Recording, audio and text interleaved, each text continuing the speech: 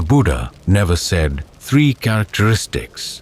He said 3 perceptions. The Buddha's first sermon was on the Noble Eightfold Path. With the last person he taught, he focused on the topic of the Noble Eightfold Path. That's the metaphor he used as a framework for what he was teaching. A path. He was teaching a training, something to do, instructions to follow. Some of the other teachings that were taught at his time would start with a picture of the world. The world is like this. These are the principles of what reality is out there. And then they would tend to stop right there. They presented a picture but didn't tell you much of what to do with it. In fact, in many of their pictures, there was nothing you could do. Action had no meaning, whereas the Buddha's teachings are all about what to do. We're suffering, and we need to put an end to suffering. We can do it, and this is how you do it. It's good to keep that in mind, that the Noble Eightfold Path, starting with right view, which is the 4 noble truths, is the main framework for everything else. So whenever you read a teaching of the Buddha's, ask yourself, where does it fit in the training? Where does it fit in this course of action? There is a tendency, sometimes, to focus on the 3 characteristics as the Buddha's primary description of reality. And then, into the framework of that description, everything else gets squeezed. But what are you to do with those 3 characteristics? You can think about things being inconstant, stressful, beyond your control, and you can come to all kinds of conclusions. Some people adopt a materialistic view and say, well, there is no self, there's nobody there, so you're not responsible for anything. You have no free will. Given just the 3 characteristics on their own, you could come to that conclusion. But when you see that teaching in the context of the Noble Eightfold Path, you realize what you have to do with these 3 things. To begin with, the Buddha himself never called them 3 characteristics. He called them perceptions. There's the perception of inconstancy, the perception of stress or suffering, and the perception of not-self. These perceptions play a role in 2 of the duties of the 4 noble truths: the duty to comprehend suffering and the duty to abandon its cause.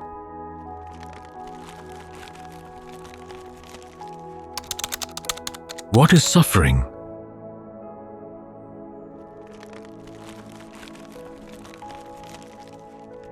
The Buddha gives a list. There's the suffering of birth, aging, and death.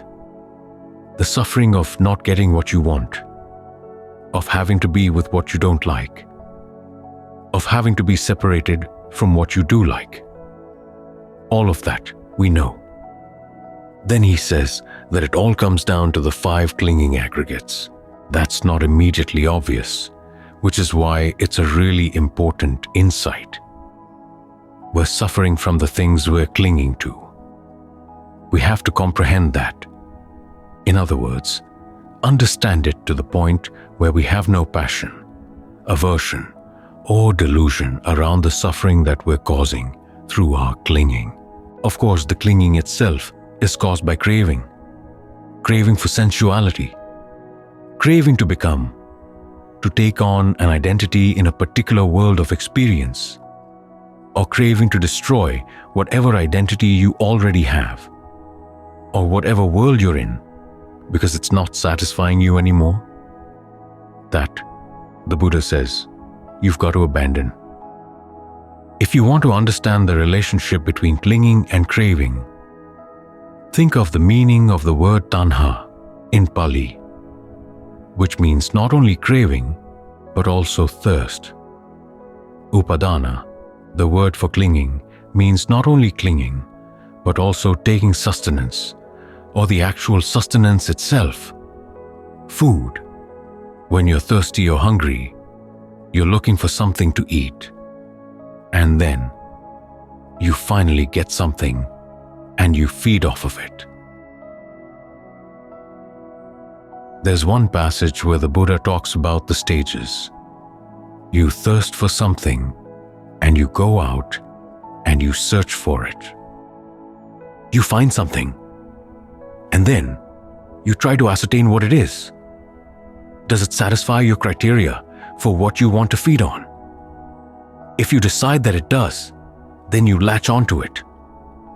You develop desire and passion for it. That's the clinging. And then you get possessive. When you're possessive, there can be battles. So these are the things you're trying to avoid as you practice. The battles and the suffering. As the Buddha said, even if you're not battling somebody else, the fact that you're holding on to something that's going to change, or the fact that you're holding on, period, involves stress in and of itself. You want to learn how to see these things as inconstant, stressful, not self. See the objects of your clinging as inconstant, stressful, not self, as a way of comprehending them. Seeing the act of clinging itself as inconstant, stressful, not self. See the craving as inconstant, stressful, not self, so that you can abandon it. That's the function of those three perceptions.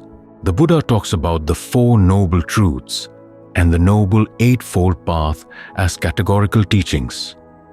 In other words, teachings that are always true and always beneficial.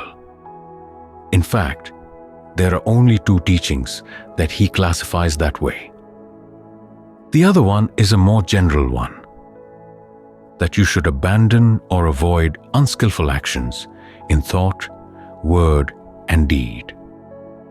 And you should try to develop skillful actions in thought, word, and deed. That's it. Those are the only teachings the Buddha said are true and beneficial across the board. The three characteristics, or the three perceptions, he said, are always true, but they're not always beneficial. As we discussed today, if you apply them to the path too early, you can abort the whole thing. You see that the path is made out of aggregates? Well, you're supposed to let go of aggregates, right? That's what discernment is supposed to do, right? Even before you've got the mind in concentration, you try to develop. You've heard is discernment, and that can stop you from developing what you need to develop. Think of the image of the raft going across a river. You make a raft because this side of the river is dangerous and the other side is safe. What do you make the raft out of? You have to make it out of the things you find on this side, because there's no Nibbana yacht that's going to come over and pick you up. No Nibbana bridge already made over the river. You have to put things together yourself. Make a raft out of the twigs and branches and leaves on this side of the river. Put it together as best you can, and then try to maintain it as best you can as you go across the river. You hold on tight to it, and if it looks like it's getting loosened up, you have to tighten up the vines. You have to tighten up the different parts so that the whole thing doesn't just fall apart. When you get to the other side, that's when you can let the raft go. So there are stages in the path. The duty with regard to the path, to begin with, is to develop it. Whatever is needed to put it together, you put together the twigs and leaves. In other words, your discernment is made out of aggregates. Your concentration is made out of aggregates. Your intention to observe the precepts, those are aggregates as well. So you don't take them apart until they've gotten you over to the other side. It's important to keep remembering that we're here training, that there's a course of action with several steps. The Buddha could have spent his life talking about all the wonderful things he saw on the night of his awakening, and that he continued to see after his awakening. There are passages where they talk about the Buddha going into the forest for seclusion. He didn't want to see human beings except for the one monk who would bring him his food. So who knows what he was doing in the forest? Sitting and meditating? What was he learning in his meditation? The canon doesn't say. But there are times, periodically throughout his life, that he would go into seclusion like that. He wasn't just resting. There was the work the Buddha had to do. Not only teaching human beings, but also teaching devas. When he came out, he could have talked about all the cool things he saw. But again, he didn't. He kept focused on his task, which was to teach people the path of practice that when they followed it, would lead to the end of suffering. His teachings are amazingly focused that way. So always keep that analogy in mind. Keep that image in mind. We're following a path. We want to stay on the path. Don't wander off to the side, and don't destroy the path in the meantime. Some people are like a person who's going to the Grand Canyon and knows that the Grand Canyon is like a big ditch, a really big ditch. He comes to a spot in the road and he starts digging a ditch in the road, and he gets it so big that he can't get across. He thinks it's the Grand Canyon, but it's not. And meanwhile, he's destroyed his path. So make sure that you do everything you can to keep that path together. Or if you think of the raft, do everything you can to make sure the raft doesn't start unraveling. Have a sense of time and place. As for whatever teachings you learn that the Buddha taught, remember, they're part of a training. They're meant to be used somehow and in a certain order. They're not just there to decorate the inside of your brain. They're tools. Some of the tools are like maps. Some of the tools actually work directly on your mind to make you see things in a new way, or to develop new strengths inside. When you see them all as part of a training, you're more likely to get the best use out of them and have a good sense of which tools you pick up at which point in the practice and when you put them down. That's when you can be said to have right view about what you're doing here.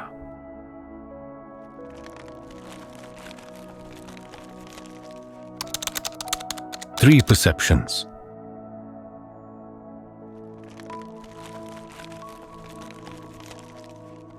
Almost any book on Buddhism will tell you that the three characteristics, the characteristic of inconstancy, the characteristic of stress or suffering, and the characteristic of not-self, were one of the Buddha's most central teachings.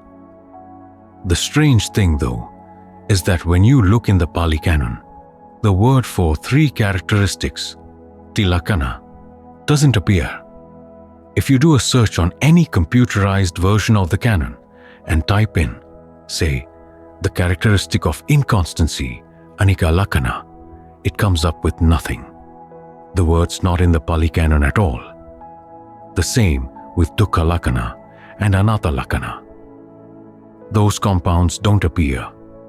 This is not to say that the concepts of Anicca, Dukkha, and Anatta don't occur in the canon. Just that they're not termed characteristics. They're not compounded with the word characteristic. The words they are compounded with are perception, Sañña, as in the perception of inconstancy, the perception of stress, and the perception of not-self, and the word Anupassana, which means to contemplate or to keep track of something as it occurs. For instance, Anicca, to contemplate inconstancy, means to look for inconstancy wherever it happens. Now, it's true that you'll frequently find in the canon the statements that all things compounded or fabricated are inconstant, that they're all stressful, and all dhammas, all objects of the mind, are not self. So, if that's the way things are, why not just say that these are characteristic features of these things? Why make a big deal about the language? Because words are like fingers, and you want to make sure they point in the right direction. Especially when they're laying blame, the way these three perceptions do. And in our practice, the direction they point to is important for a number of reasons. One is that the Buddha's concern is not with trying to give an analysis of the ultimate nature of things outside. He's more interested in seeing how the behavior of things affects our search for happiness. As he once said, all he taught was suffering and the end of suffering. The suffering is essentially an issue of the mind's searching for happiness in the wrong places, in the wrong way. We look for a constant happiness in things that are inconstant.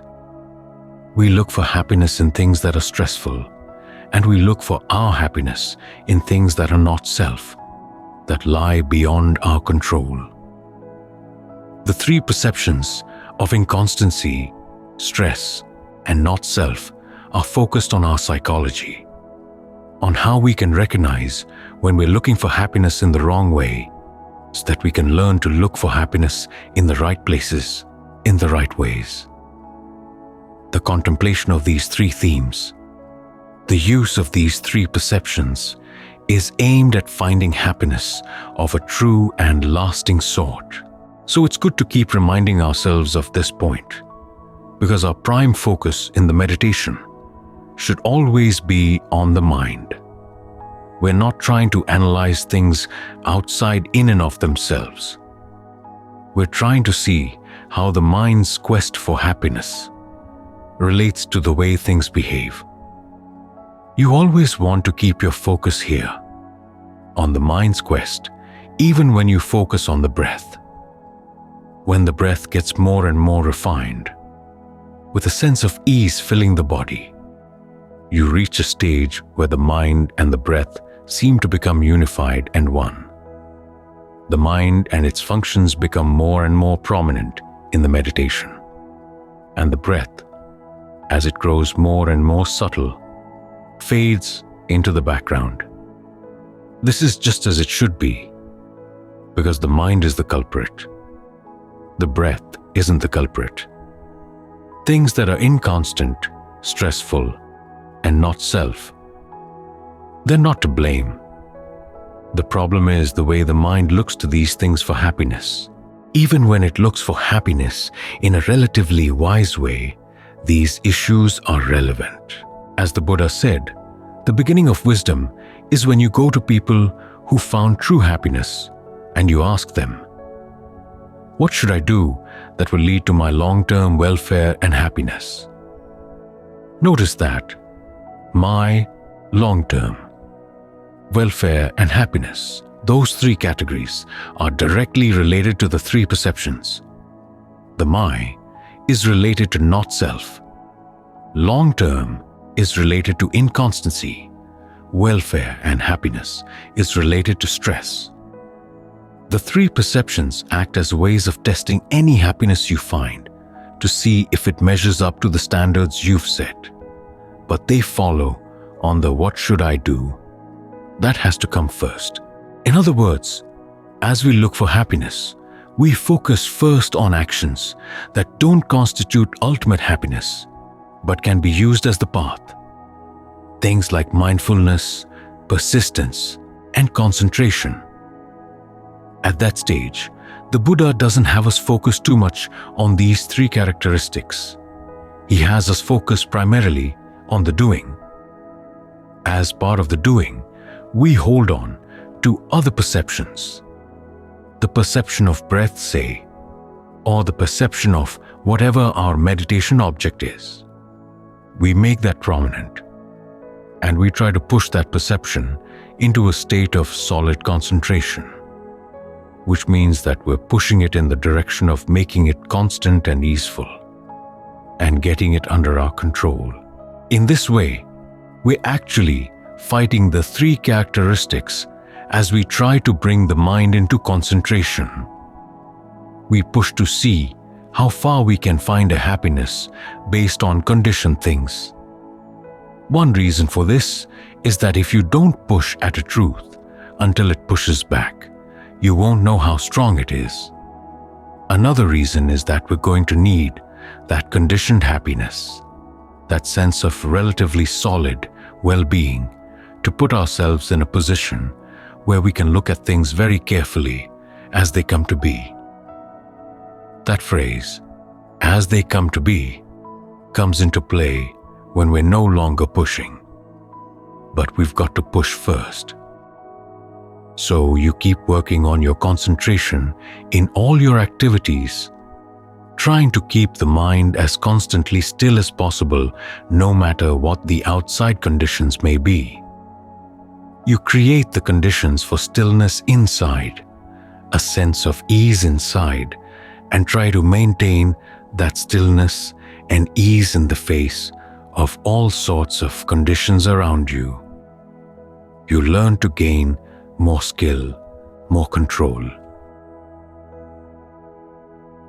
At this stage in the game, the issues of inconstancy, stress, and not-self apply primarily to the things that would distract you from your concentration. You try to see that no matter how attractive or alluring or interesting other topics might be, they don't measure up to concentration as a source for happiness.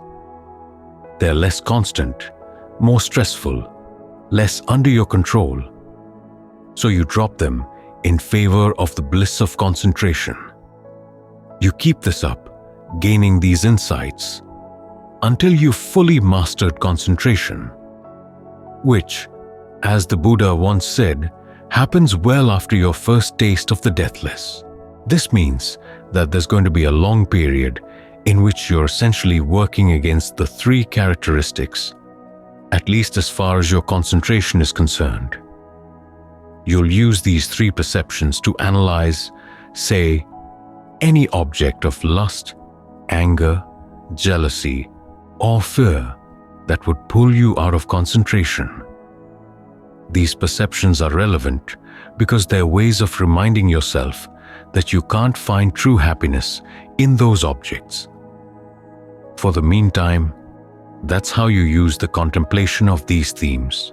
And again, the focus is not so much on trying to get to the ultimate nature of these outside objects as it is on using the perception as an antidote for a tendency of the mind. After all, these perceptions are not intended to be a statement of the ultimate nature of things out there. For, when you think about it, the ultimate nature of things out there is really not all that relevant an issue. We don't hang on to things because we think that they have an inherent nature, that they inherently exist or don't exist. We hang on to them because we think they're going to provide happiness that's worth whatever effort they involve. What the Buddha is pointing out is that they really don't provide that happiness. The happiness they do provide doesn't really measure up. It's not worth the cost. So you apply these three contemplations to things outside of your concentration, and then watch to see where the mind resists. In other words, what does it refuse to see as inconstant, stressful, and not self? When you can catch the mind resisting in this way, you've gained an insight into its attachments. You've found a spot where you need to dig down and question its resistance. What deluded fantasy is the mind trying to protect here? What attitude is it trying to hide from your scrutiny? In this way, the three contemplations keep coming back to the mind as they highlight your attachments and tell you where you still have work to do. You can also apply these three contemplations to the first stages of concentration when you want to go to deeper stages. When the mind is settled and quiet on a beginning level, is it as quiet as it could be? Or is there still some inconstancy there? If you see that any of the factors of your concentration are stressful or inconstant, you drop them, and that will take you to deeper stages of concentration. Ultimately, as your attachments to things outside of the concentration drop away, you turn your attention more to applying these three perceptions to contemplating the concentration itself. As this contemplation gets more refined, you see that even the most stable level of concentration you can attain, the one that has formed your highest experience of pleasure and ease, is composed of 5 aggregates on a very subtle level. And even on this subtle level, their behavior displays these 3 features all the time. You apply the 3 perceptions to them to pry away even your attachment to concentration. That's when you incline the mind to the deathless. And, as the texts say, that inclination can take you in either of 2 directions. One is to non-returning, where you delight in your taste of nibbana as a dhamma, as an object of the mind. The other is full arahantship, when you go beyond even that kind of delight. It's precisely at this fork in the road where the analysis of sabbe dhamma anatta, all dhammas are not self, applies, where you might see nibbana as a dhamma, as an object of the mind. As long as you perceive it in that way, there's going to be attachment. There's going to be a dhamma to hold on to. So you have to learn how to overcome that attachment by applying the perception of not self to the dhamma of the deathless. Then, the texts say, you let go of all dhammas, which allows you to see nibbana in another way, not as a dhamma, but as the abandoning of all dhammas. That's the ultimate. And at that point, these 3 perceptions lose their function. They've done their work, so you can put them aside. After all, they're conditioned phenomena. When you've put all dhammas aside, you put them aside too. Arahants can continue using these perceptions as a pleasant abiding for the mind, to remind them of why they've got the ultimate happiness. But these perceptions are no longer needed in the task of bringing about release. So remember, we're not here to arrive at the true nature of things in and of themselves, aside from seeing how their behavior makes them inadequate as sources for true happiness. The emphasis always points back to using the perceptions to counteract unskillful tendencies in the mind, because the issues of the mind are paramount. Ajahn Fuang once had a student in Singapore who wrote him a letter describing how his meditation had reached the point where it was concerned solely with seeing the 3 characteristics in everything he encountered. Ajahn Fuang had me write in reply, "Don't focus on things outside. Keep looking back at the mind to see what it is that keeps complaining that they're stressful, inconstant, and not self. Because the fault lies not with the things. The fault lies with the mind that's looking for happiness in the wrong place. So that's where your attention should always be focused, on the machinations of the mind. Use whatever perceptions and means of contemplation that can cut through the mind's unskillful habits and apply them in a way that leads to the goal of the teachings, an unconditioned happiness where you can put all perceptions, skillful and unskillful, aside.